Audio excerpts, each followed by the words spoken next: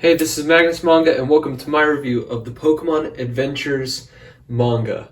The series was written by Hidenori Kusaka and drawn by Mato, and was published in the Koro magazine, which is pretty much Shonen Jump for a much younger audience. And for a series in Koro, it is easily one of the best, with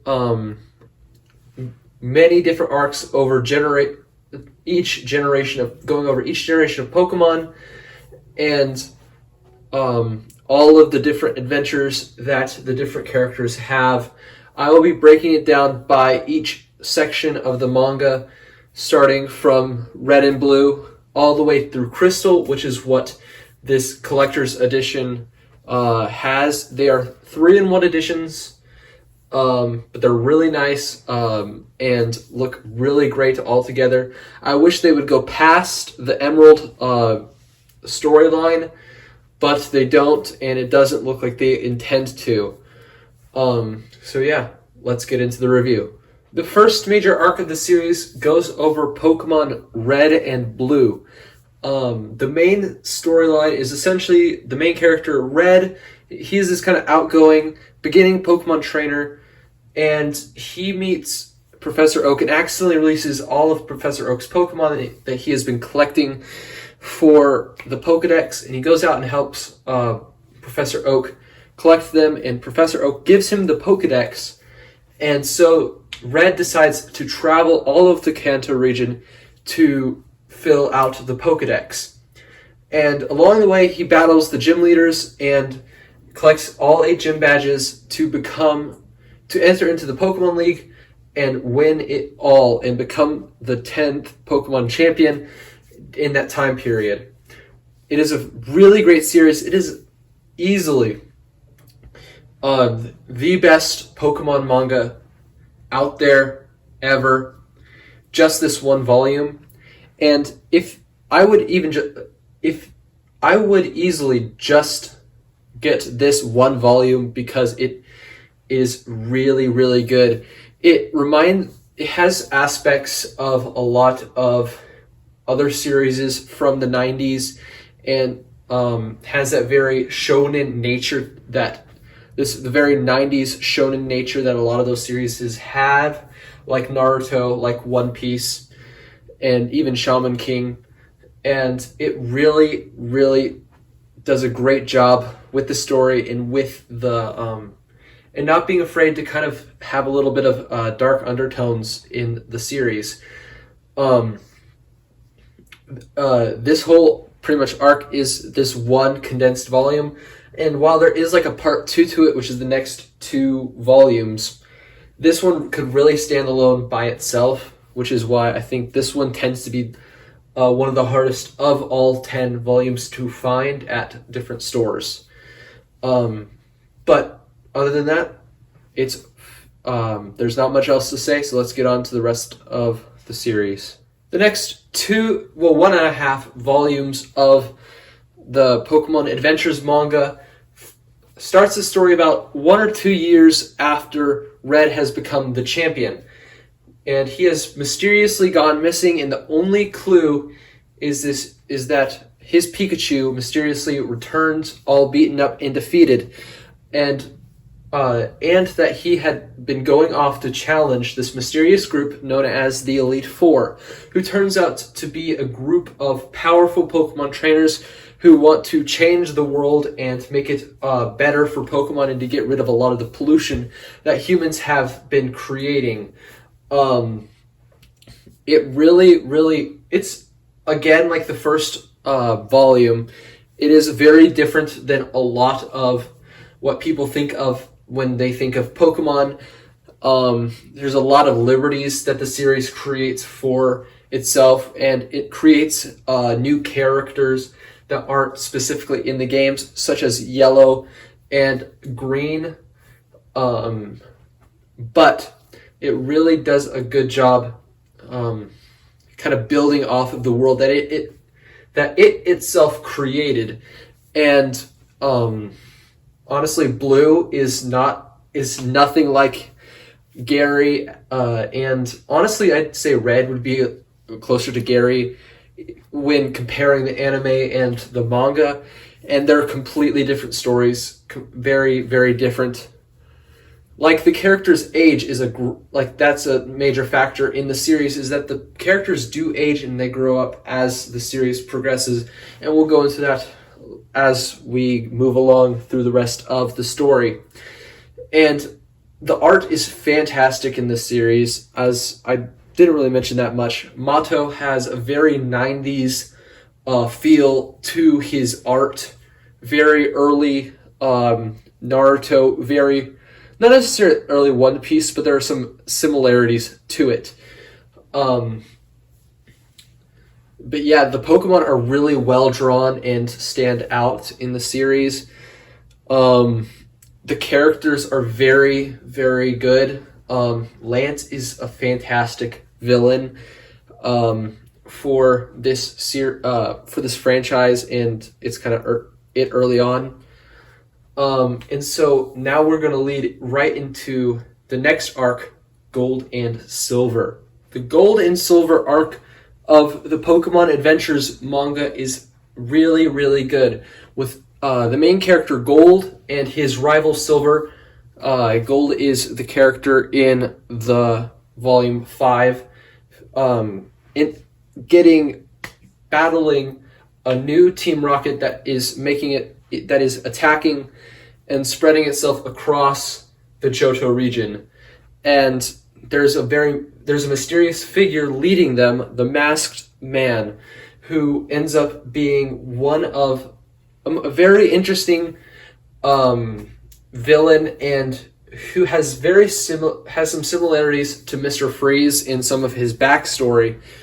But without getting into much spoilers, I won't talk about the specifics. This is where the art changes from the artist Mato to Satoshi Yamamoto, and I think the art change is not very clear at first, but by the next arc, Ruby and Sapphire, the art becomes a lot more apparent, the change in artists. The main character, Gold, is probably one of my favorite characters in the franchise of the manga. And just like his personality is like very different from a lot of the others. He's kind of rowdy to almost a delinquent level, but he's not really a delinquent kind of character. But yeah, it's really good. These first 13 volumes, when looked at like the individual, when the three ones are individual, the first three arcs are 13 volumes, are some of the peak of the Pokemon manga. There are some great arcs afterwards, but for the most part, the first three are what stands out and what most people remember. There's not much else to say, so I'm going to get on to Ruby and Sapphire. The Ruby and Sapphire arcs of the Pokemon Adventures manga, while it is very, very good, and it does a good job having creating the contrast between Team Magma and Team Aqua, isn't as good as some of the other arcs before it, but it still holds up compared to it's still easily better than most of the Pokemon anime. With the main characters, Ruby, the boy, wanting to compete in Pokemon contests, and the girl, Sapphire, wanting to compete in Pokemon battles. And their relationship is a very interesting dynamic that brings a lot of comedy to the series. And then also the developments of Team Aqua and Team Magma, which in the video games, depending on which version you got, one of the two was a good guy and the other was a bad guy. But the manga did a great job of making both be villainous characters and wanting to take over the world in their own unique way. And it does a great job of developing them while also having the villains not be super over leveled when you first meet them. And honestly, I think Ruby is probably top 5 of my favorite characters in this series. His character development is fantastic. And his backstory is very good as well. And his relationships to a lot of the other characters are really good. Another great aspect to this is a lot of the side characters are a lot better in this series, in this arc, than it has in the past. A lot of the other side characters they do a lot for the story, but compared to this one, I think some of them stand out a lot more, such as what's his name? Wally. Wally has a great role in this. A lot of the kind of henchman villains are a lot better in this series. The gym leaders, honestly, all the gym leaders in this series have been really good. And this one does a really interesting thing at the end of it, where the villains technically win, but something happens to really change what happened. And I'm not going to go into spoilers because it's pretty much a key part of the story and what happens at the very end of the series.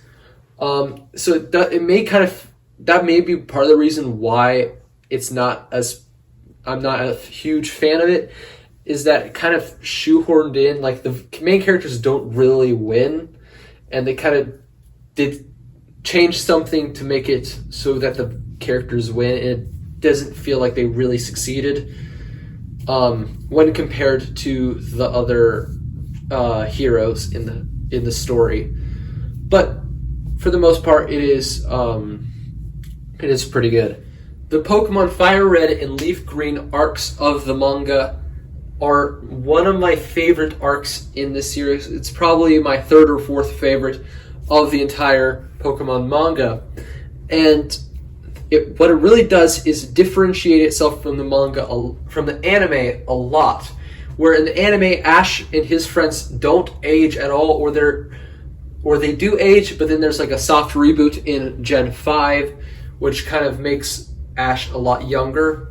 There's not any of that in the Pokemon Adventures manga, with the main characters now being 16 and 17, respectively. With you really get to see a lot of their character arcs almost coming to, like, their character arcs are really coming to completion. With Red becoming less of the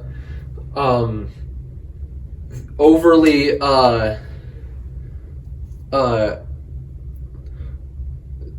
becoming a lot more humble as time goes on, and same with Blue, who is extremely cocky and very self-important, but they both learn to be able to be humble in different ways, with Blue now being the gym leader of Vermilion City, and Red really learning what it means to, like, be the champion of the Pokemon region, and them still wanting to get stronger and improve themselves.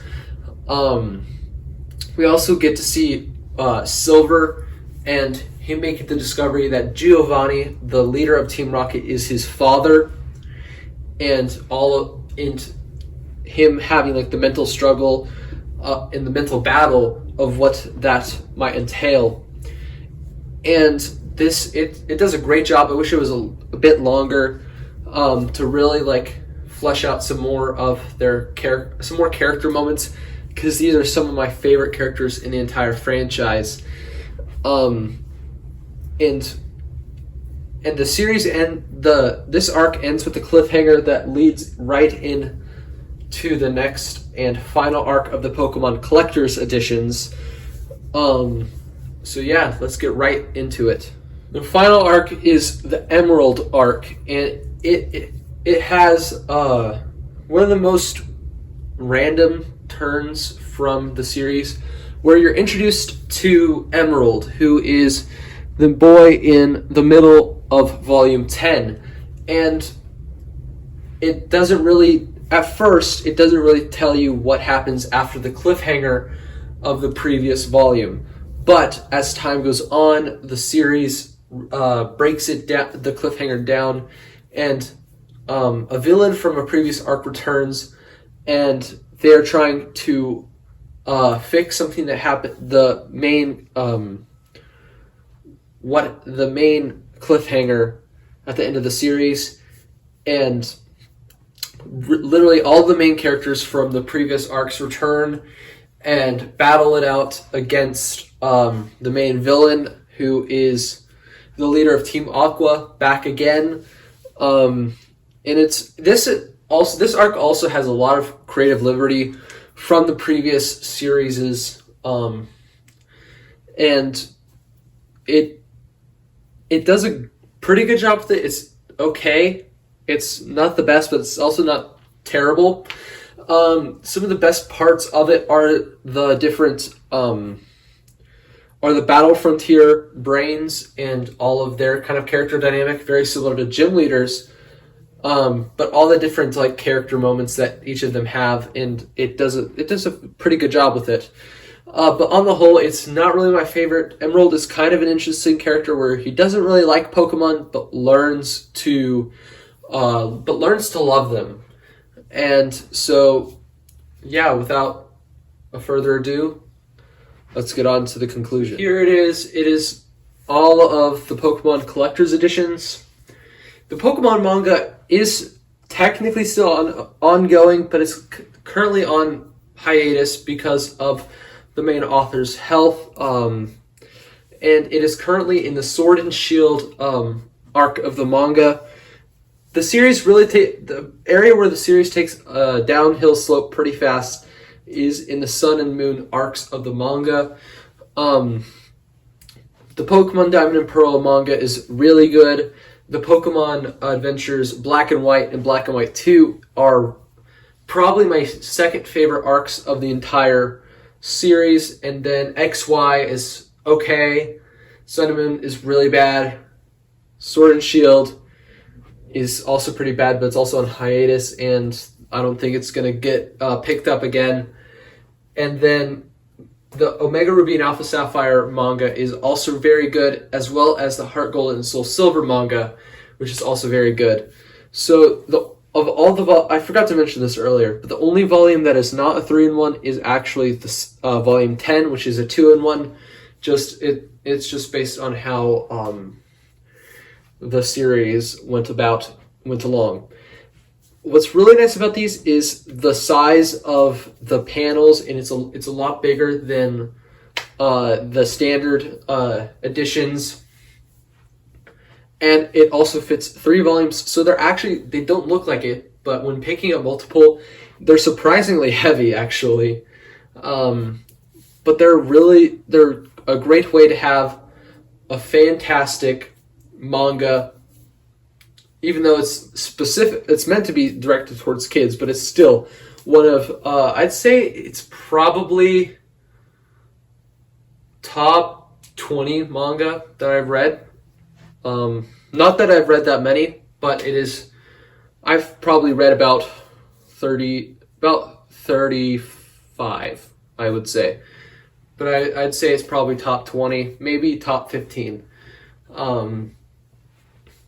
And it stands out a lot compared to a lot of the manga, obviously. It's very, very 90s, it's very 90s manga shonen, like Naruto. I think the closest similarity is early Naruto and that kind of vibe that it gave off. This is a very nostalgic series for me. It was really the first manga I had ever read, specifically knowing that it was a manga, and I would say that it's probably one of the main reasons why I got into manga and anime, with the next really anime I watched being Your Lie in April. With that's really my first anime that I ever watched, but the first real manga that I would ever say I've ever read would be the Pokemon Adventures manga.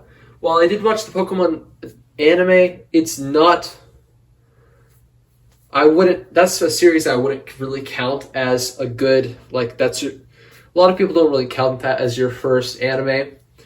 But I would count this as my first manga because it's very different than what we think of when we think of the Pokemon manga.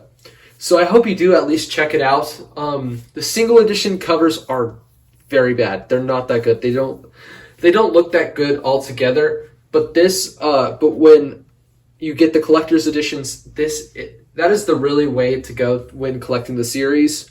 Sadly, they don't have any of the collector's editions for the other series, but hey, there's nothing you can really do about that. But with that out of the way, please like, comment, and subscribe to this channel. Check me out on Instagram with almost daily posts, whether it be reels, manga reviews, or anime quotes. And I'll see you in the next video. Ciao.